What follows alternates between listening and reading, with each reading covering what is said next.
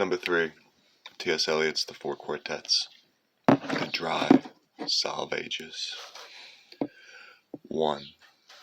I do not know much about gods, but I think that the river is a strong, brown god, sullen, untamed, and intractable, patient to some degree, at first recognized as a frontier, useful and trustworthy as a conveyor of commerce, then only a problem confronting the builder of bridges. The problem, once solved, the brown god is almost forgotten by the dwellers in cities, ever, however, implacable, keeping his seasons and rages, destroyer, reminder of what men chose to forget, unhonored, unappropriated by worshippers of the machine, but waiting, watching and waiting. His rhythm was present in the nursery bedroom, in the rank ailanthus of the April dooryard, in the smell of the grapes on the autumn table, in the evening circle in the winter gaslight. The river is within us. The sea is all about us. The sea is the land's edge also, the granite into which it reaches, the beaches where it tosses its hints of earlier and other creation, the starfish, the horseshoe crab, the whale's backbone, the pools where it offers to our curiosity the more delicate algae in the sea anemone. It tosses up our losses, the torn seine, the shattered lobster pot, the broken oar in the gear of foreign dead men. The sea has many voices, many gods in many voices. The salt is on the briar rose, the fog is in the fir trees. The sea, howl in the sea, are different voices often together heard, the whine in the rigging, the menace and caress of wave that breaks on water, the distant root in the granite teeth, and the wailing warning from the approaching headland are all sea voices.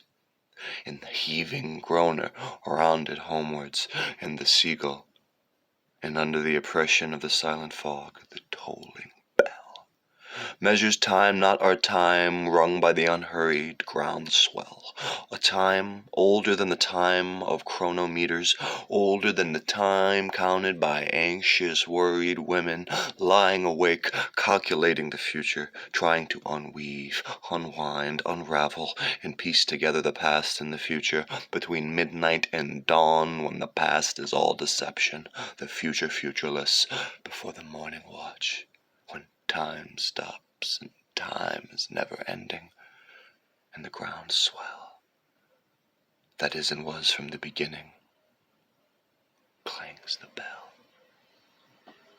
2. Where is there an end of it, the soundless wailing, the silent withering of ardent flowers, dropping their petals and remaining motionless? Where is there an end to the drifting wreckage, the prayer of the bone on the beach, the unprayable prayer at the clematis annunciation? There is no end, but addition, the trailing consequence of further days and hours, while emotion takes to itself the emotionless years of living among the breakage of what was believed in as the most reliable, and therefore the fittest for renunciation. There is the final addition, the failing pride or resentment at failing powers, the unattached devotion which might pass for devotionless, and a drifting boat with a slow leakage, the silent listening to the undeniable clamor of the bell of the last annunciation. Where is the end of them? The fishermen sailing into the wind's tail where the fog cowers? We cannot think of a time that is oceanless, or of an ocean not littered with waste age, or of a future that is not liable, like the past, to have no destination. We have to think of them as forever bailing, setting and hauling, while the northeast lowers over the shadow banks unchanging and erosionless, or drawing their money, drawing sails at dock age, not as making a trip that will be unpayable for a haul that will not bear examination. There is no end of it, the voiceless wailing, no end to the withering of withered flowers, to the movement of pain that is painless and motionless, to the drift of the sea in the drifting wreckage, the bones' prayer to death its God, only the hardly, barely prayable prayer of the one Annunciation. It seems, as one becomes older, that the past has another pattern and ceases to be a mere sequence, or even development, the latter a partial fallacy encouraged by superficial notions of evolution, which becomes, in the popular mind, a means of disowning the past, the movements of happiness, not the sense of well-being, fruition, fulfillment, security, or affection, or even a very good dinner, but the sudden illumination. We had the experience, but missed the meaning. An approach to the measure meaning restores the experience. In a different form, beyond any meaning, we can assign the happiness. I have said before that the past experience revived in the meaning is not the experience of one life only, but of many generations, not forgetting something that is probably quite ineffable. The backward look behind the assurance of recorded history, the backward half look over the shoulder toward the primitive terror. Now, we come to discover that the moments of agony, whether or not due to misunderstanding, having hoped for the wrong things, or dreaded the wrong things, is not the question, or likewise permanent with such permanence as time has. We appreciate this better in the agony of others, nearly experienced, involving ourselves, than in our own. For our own past is covered by the currents of action, but the torment of others remains an experience, unqualified, unworn by subsequent attrition. People change and smile, but the agony abides. Time the destroyer is time the preserver, like the river with the cargo of dead cows and chicken coops, the bitter apple and the bite in the apple, and the ragged rock in the restless waters. Waves wash over it, fogs conceal it. On a halcyon day it is merely a monument. In navigable weather it is always a sea mark, to lay a course by. But in the somber season, or the sudden fury, it was what it always was. 3. I sometimes wonder if that is what Krishna meant, among other things, or one way of putting the same thing, that the future is a faded song, a royal rose or a lavender spray, of wistful regret for those who were not yet here to regret, pressed between yellow leaves of a book that has never been opened. And the way up is the way down, the way forward is the way back. You cannot face it steadily, but this thing is sure, that time is no healer. The patient is no longer here when the train starts, and the passengers are settled to fruit, periodicals, and business letters, and those who saw them off have left the platform. Their faces relax from grief to relief, to the sleepy rhythm of 100 hours. Fare forward, travelers, not escaping from the past into different lives or into any future. You are not the same people who left that station, or who will arrive at any terminus, while the narrowing rails slide together behind you. And on the deck of the drumming liner, watching the furrow that widens behind you, you shall not think the past is finished, or the future before us. At nightfall, in the rigging, in the aerial, in a voice descanting, though not to the ear, the murmuring shell of time, and not in any language. Fare forward!